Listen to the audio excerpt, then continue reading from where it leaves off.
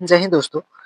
आज ये हमारा क्लास एमसीक्यू का है जो आपकी लाइव होने वाली थी, लेकिन टेक्निकल इश्यू के कारण आपकी ये क्लास रिकॉर्डेड फॉर्म में अपलोड होगी। ठीक है, तो चलिए स्टार्ट करते हैं क्लास को। अगर आप मेरे चैनल पर पहली बार आए हैं तो प्लीज सब्सक्राइब और अपने दोस्तों के साथ शेयर करिएगा, ताकि उनका भी बोर्ड एग्जाम की तैयारी पूरी तरह से हो सके। ठीक है, तो चलिए यहाँ से आप स्टार्ट करते हैं क्लास को।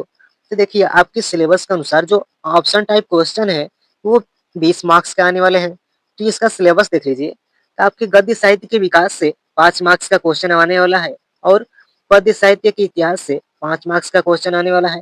ठीक, और यहाँ से आपका रस रस में आपका हास्य रस और करुण रस, इससे हमारा 1 मार्क्स का क्वेश्चन आने वाला है। ठीक, और अलंकार में आपका 1 मार्क्स का क्वेश्चन आएगा, और छंद से हमारा 1 मार्क्स का क्वेश्चन आने वाला है।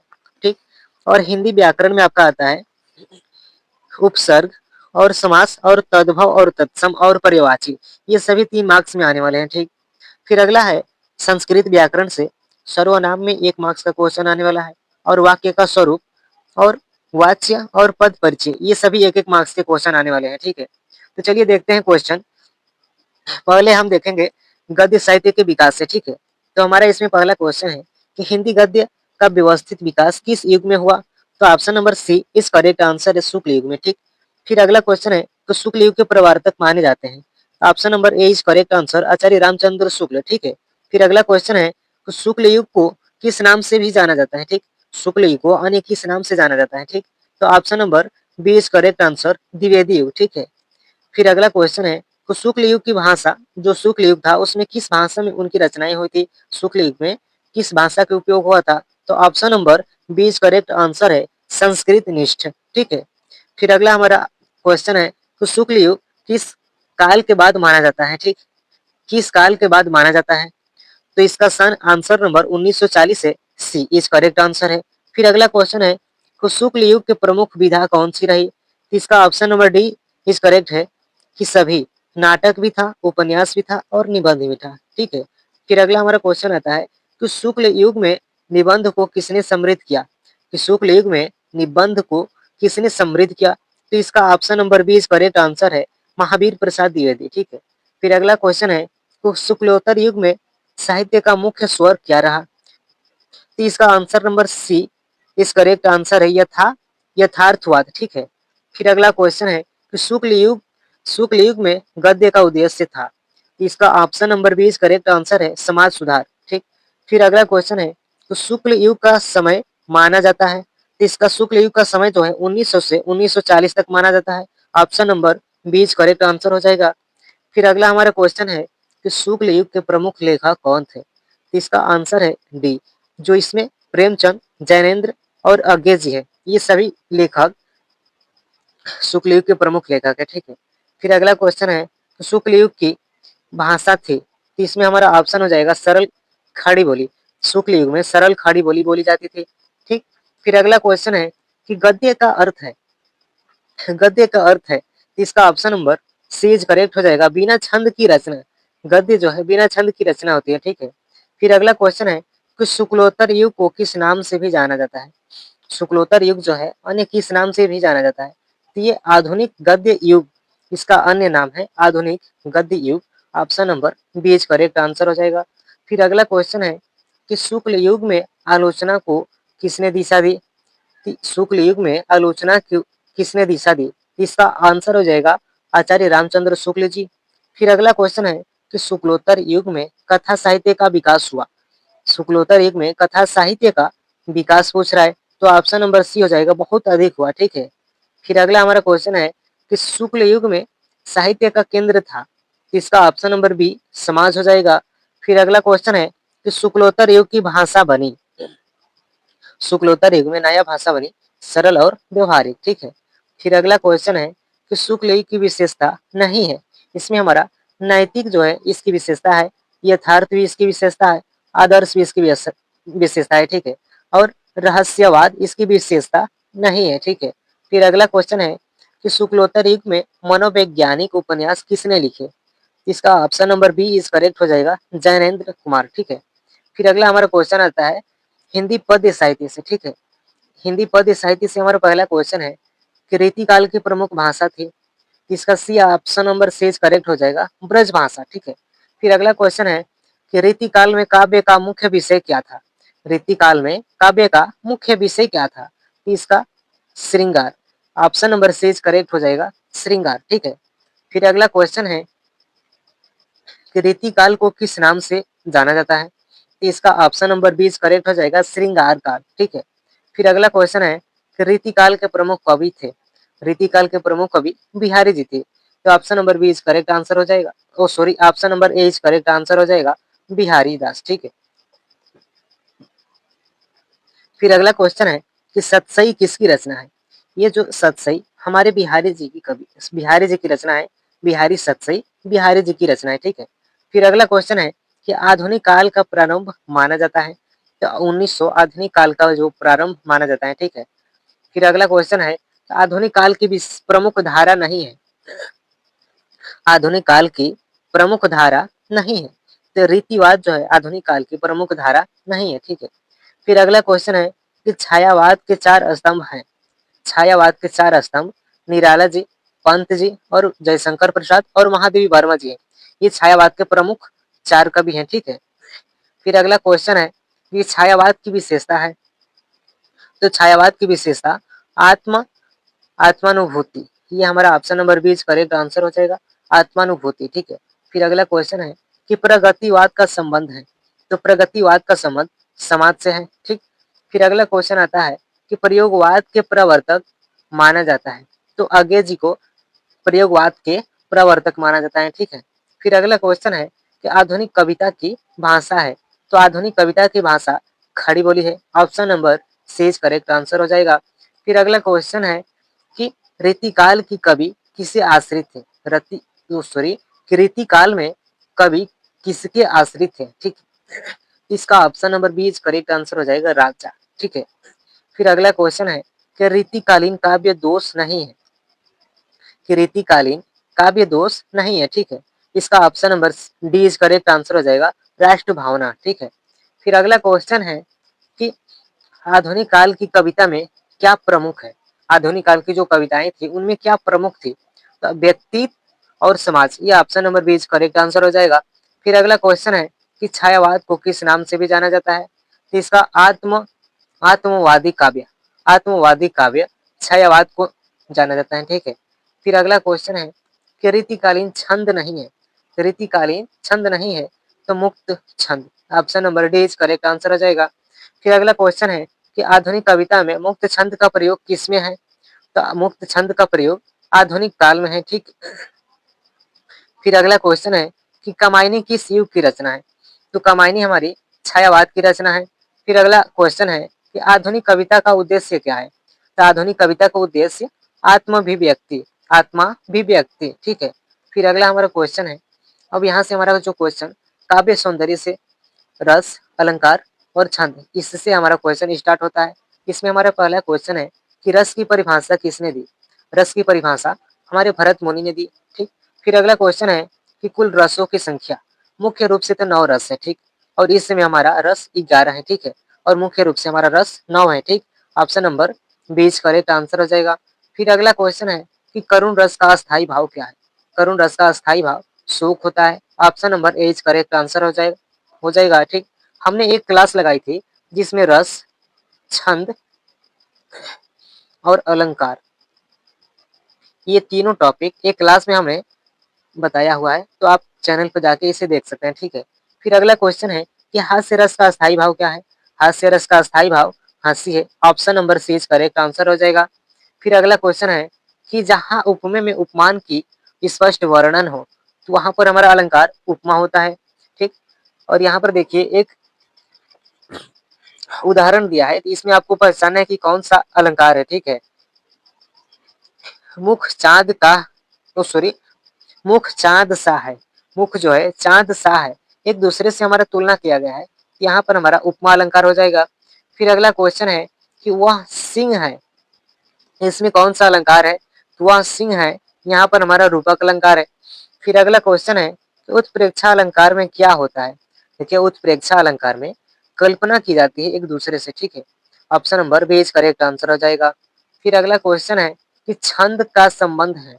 छंद का संबंध मात्राओं से है। ठीक। आप देखे होंगे कि जो छंद है दोहा, सोरठा, इन सभी में मात्राओं से हम पहचानते हैं कि कौन सा छंद है, ठीक है। तो रस का जो संबंध मात्राओं से है, ठीक है। Option number C correct answer हो जाएगा। फिर अगला क्वेश्चन है कि दोहे में कुल मात्राएं होती है। देखिए दोहा में जो मात्रा होती है कुल 32 होता है। तो दोहा में भी आपके 4 चरण होते हैं, ठीक। 1, 2, 3 और 4। दोहा में 4 चरण होते हैं। दोहा में आपके 4 चरण होते हैं और चारों चरण में कुल मिलाकर 32 मात्राएं होती हैं। और पहले और तीसरे चरण में 13-13 मात्राएं होती हैं और दूसरे और चौथे चरण में 11-11 मात्राएं होती हैं, ठीक है। फिर अगला हमारा क्वेश्चन है कि सोरठा किसका उल्टा होता है। देखिए सोरठा जो है दोहा का उल्टा होता है। Option number B correct answer हो जाएगा।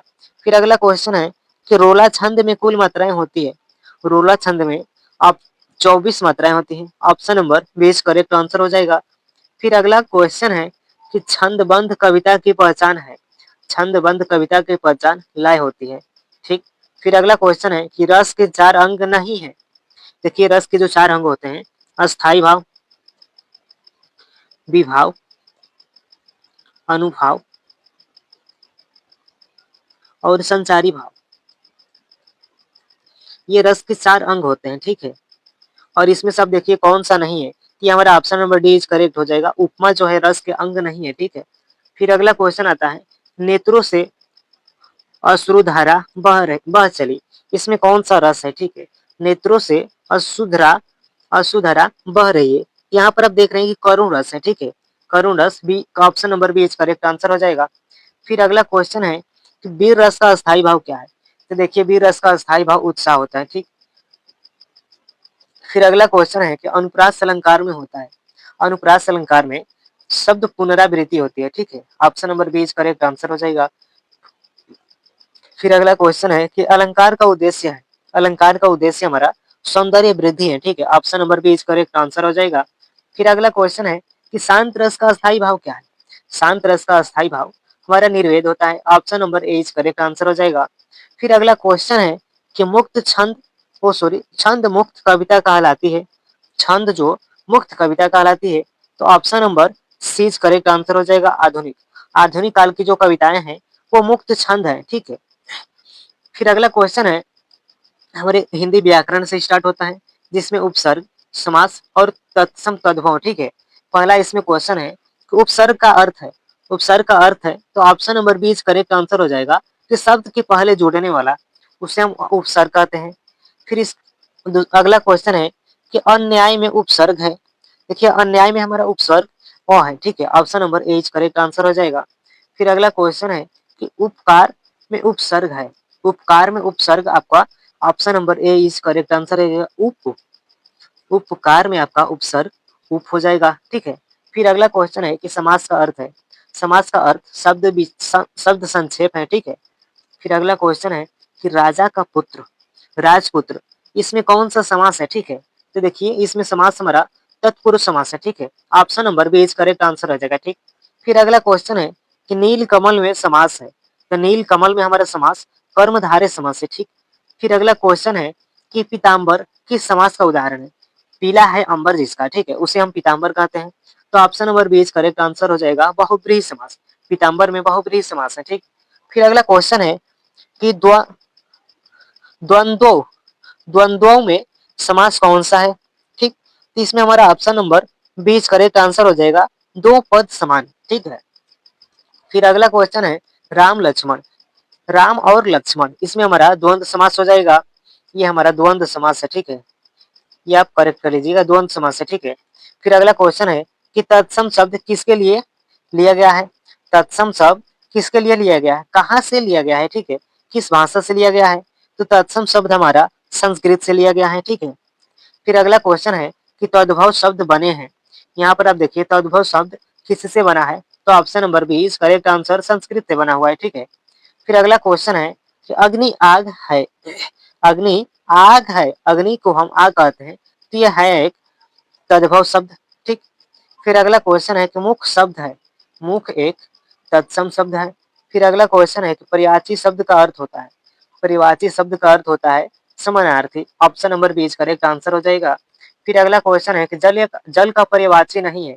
जल का पर्यायवाची नहीं है, ठीक है। नीर तो जल का होता है, पानी भी होता है और वारी होता है। अग्नि जो है आग की परिभाषा है, जल की नहीं है, तो option number D is correct answer हो जाएगा। फिर अगला क्वेश्चन है कि परिक्रमा में उपसर्ग है, परिक्रमा में उपसर्ग है तो परि, इसका भी कुछ अलग अर्थ निकलेगा, और क्रमा, ये दोनों अलग अलग हो सकते हैं, ठीक है। जो दोनों का एक सार्थक शब्द, सार्थक अर्थ निकले, उसे हम अलग कर सकते हैं, ठीक है। तो परिक्रमा में हमारा उपसर्ग परि है, ठीक है। फिर अगला क्वेश्चन है कि अत्याचार में उपसर्ग है, तो अत्याचार में हमारा अति, अति, यही हमारा उपसर्ग है, ठीक है। फिर अगला क्वेश्चन है दिन रात, दिन रात में समास पूछा है, तो दिन और रात, दिन और रात, ये हमारा option number C correct answer हो जाएगा, द्वंद्व समास, ठीक है। फिर अगला क्वेश्चन है समास विग्रह का अर्थ होता है, समास विग्रह का अर्थ होता है तोड़ना, ठीक है। Option number B correct answer हो जाएगा। फिर अगला क्वेश्चन है कि देशज शब्द होता है, देशज शब्द जो है स्थानीय होता है, ठीक। फिर अगला क्वेश्चन यहाँ से हमारा संस्कृत से स्टार्ट होता है, जिसमें हमारा टॉपिक तद होता है, किस सर्वनाम, और बाकी सब संस्कृत व्याकरण से है, ठीक। इसमें हमारा पहला क्वेश्चन है कि तद किस प्रकार का शब्द है, जो तद जो है सर्वनाम शब्द का, ये सर्वनाम का ये प्रकार है, ठीक। फिर अगला क्वेश्चन है कि युष्मत का अर्थ होता है, युष्मत का अर्थ होता है सी, तुम, युष्मत का अर्थ होता है तुम, ठीक है। Option number C correct answer हो जाएगा। फिर अगला क्वेश्चन है कि अस्मत् अर्थ होता है, अस्मत् का अर्थ क्या होता है, तो अस्मत् का अर्थ होता है मैं, option number C correct answer हो जाएगा। फिर अगला क्वेश्चन है कि सह किसका रूप है, सह आपका तद का रूप है, ठीक है। Option number A is correct answer हो जाएगा। फिर अगला क्वेश्चन है कि सा किस लिंग का रूप है, जो सा जो है किस लिंग का रूप है, तो आप यहाँ पर देखिए स्त्रीलिंग का रूप है, तो option number B correct answer हो जाएगा, ठीक। फिर अगला क्वेश्चन है कि तद है, ओ सॉरी, तत् है, तत्, तत् एक नपुंसक लिंग है, option number C correct answer हो जाएगा। फिर अगला क्वेश्चन है कि त्वम किस पुरुष, कि त्वम किस पुरुष का है, त्वम जो है, त्वम जो है मध्यम पुरुष का ये शब्द है, ठीक। फिर अगला क्वेश्चन है कि अहम किस पुरुष का है, अहम जो है किस पुरुष का शब्द है, तो यहाँ पर देखिए ऑप्शन नंबर सी उत्तम पुरुष का ये शब्द है अहम, ठीक है।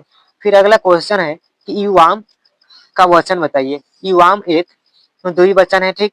फिर अगला क्वेश्चन है वयम एक बहुवचन है, ठीक है। फिर अगला क्वेश्चन है तव किसका रूप है, तव किसका रूप है, तो तव एक तद द्विवचन का रूप है, ठीक। फिर अगला क्वेश्चन है यूयम, यूयम एक बहुवचन है, ठीक है। फिर अगला क्वेश्चन है कि मम का प्रयोग होता है, मम का प्रयोग जो है कर्म के लिए होता है, ठीक। फिर अगला क्वेश्चन है कि महयम, महयम किस कारक में है, ठीक, तो महयम जो है संप्रदान कारक में है, ठीक। फिर अगला क्वेश्चन है कि त्वया किस विभक्ति का रूप है, त्वया जो है तृतीय विभक्ति का रूप है, ठीक। तस्मय, तस्मय जो है चतुर्थी शब्द है। फिर अगला क्वेश्चन है कि सर्वनाम का प्रयोग होता है, सर्वनाम का प्रयोग जो है संज्ञा के स्थान पर होता है, option number A is correct answer हो जाएगा। फिर अगला क्वेश्चन है कि एतद, एतद एक निकटवाची शब्द है, ठीक है। फिर अगला क्वेश्चन है कि तद है, तद एक निकटवाची शब्द, सॉरी दूरवाची। यहाँ पर आप देखिए ये दोनों क्वेश्चन आपको कंफ्यूज करने वाला है। यहाँ पर देखिए एतद जो है, एतद हमारा निकटवाची शब्द है, और यहाँ पर देखिए तद जो है दूरवाची शब्द है, जो तद जो है दूरवाची शब्द है, option number B is correct answer हो जाएगा। फिर अगला क्वेश्चन है कि संस्कृत में कुल पुरुष होते हैं, तो संस्कृत में कुल 3 पुरुष होते हैं। फिर अगला क्वेश्चन है, अब यहाँ से देखिए हमारा वाच्य शब्द प्रयोग होता है, जिसमें वाच्य, वाच्य पद और पद परिचय, ठीक है। यहाँ से हमारा क्वेश्चन स्टार्ट होता है। इसमें हमारा पहला क्वेश्चन है कि वाच्य क्या है, वाच्य एक पूर्ण अर्थ वाला समूह होता है, option number B is correct answer हो जाएगा। फिर अगला क्वेश्चन है कि वाक्य में अनिवार्य अंग है, तो वाक्य में अनिवार्य अंग कर्ता और क्रिया है, ठीक, option number B is correct answer हो जाएगा। फिर अगला क्वेश्चन है कि राम पढ़ता है, या राम पढ़ता है, इसमें एक विधानवाचक शब्द है, ठीक, राम पढ़ता है ये एक विधानवाचक शब्द है। फिर अगला क्वेश्चन है कि कर्तृत्ववाच्य, कर्तृत्ववाच्य में प्रमुख होता है, तो कर्तृत्ववाच्य में कर्ता प्रमुख होता है, ठीक, option number B is correct answer हो जाएगा। फिर अगला क्वेश्चन है कि पत्र राम द्वारा लिखा गया, पत्र जो है राम द्वारा लिखा गया, ये इसमें कौन सा वाच्य है, तो इसमें कर्म वाच्य है, option number B is correct answer हो जाएगा। फिर अगला क्वेश्चन है कि काम किया गया इसमें कौन सा वाच्य है? तो option number C is correct answer हो जाएगा भाववाच्य। काम किया गया इसमें भाववाच्य है, ठीक है। फिर अगला क्वेश्चन है पद परिचय का अर्थ है। पद परिचय का अर्थ पद का व्यवहारिक पद का व्याकरणिक भेद है, ठीक। पद परिचय पद का व्याकरणिक भेद है, ठीक है। फिर अगला क्वेश्चन है कि विकारी शब्द नहीं है। यहाँ पर विकारी शब्द अव्यय नहीं है, ठीक है। फिर अगला हमारा क्वेश्चन है कि अविकारी शब्द होते हैं। अविकारी शब्द अव्यय होता है। Option number C correct answer हो जाएगा। फिर अगला क्वेश्चन है कि संज्ञा के भेद होते हैं। संज्ञा के 4 भेद होते हैं। फिर अगला क्वेश्चन है कि लड़का दौड़ रहा है, इसमें क्रिया क्या है? इसमें क्रिया क्या है? दौड़ रहा है, यही हमारा क्रिया है, ठीक। फिर अगला क्वेश्चन है कि विशेषण का काम है। विशेषण का काम गुण बताना होता है। Option number B correct answer हो जाएगा। फिर अगला क्वेश्चन है वह बहुत अच्छा है, में बहुत है, वह बहुत अच्छा है। यहाँ एक वाक्य दिया गया है, इसमें बहुत क्या है? बहुत एक क्रिया विशेषण है, ठीक। फिर अगला क्वेश्चन है तो वाच्य परिवर्तन का अर्थ है। वाच्य परिवर्तन का अर्थ होता है अर्थ बदले बिना रूप बदलना। Option number B correct answer हो जाएगा। फिर अगला क्वेश्चन है कि भाववाच्य में कर्ता होता है, भाववाच्य में गौण होता है, ठीक। कर्ता गौण होता है, ठीक। फिर अगला क्वेश्चन है कि किताब पढ़ी जाती है। किताब पढ़ी जाती है, इसमें वाच्य कौन सा है? इसमें वाच्य कर्म वाच्य है, ठीक है, कि किताब पढ़ी जाती है, ठीक है। फिर अगला क्वेश्चन है कि सर्वनाम का उदाहरण है। यहाँ पर सर्वनाम का उदाहरण वह। Option number C correct answer हो जाएगा। फिर अगला क्वेश्चन है कि क्रिया विशेषण का संबंध है। तो क्रिया विशेषण का क्रिया से संबंध है। Option number B correct answer हो जाएगा। फिर अगला क्वेश्चन है कि ओह कितना सुंदर दृश्य है। या ओह कितना सुंदर दृश्य है, इसमें कौन सा वाचक है? इसमें हमारा विस्मय वाचक शब्द, ठीक। ओह कितना सुंदर दृश्य है, इसमें हमारा विस्मय वाचक है, ठीक। फिर अगला क्वेश्चन है पद परिचय में बताया जाता है। तो पद परिचय में भेद, लिंग और वचन के बारे में बताया जाता है, ठीक है।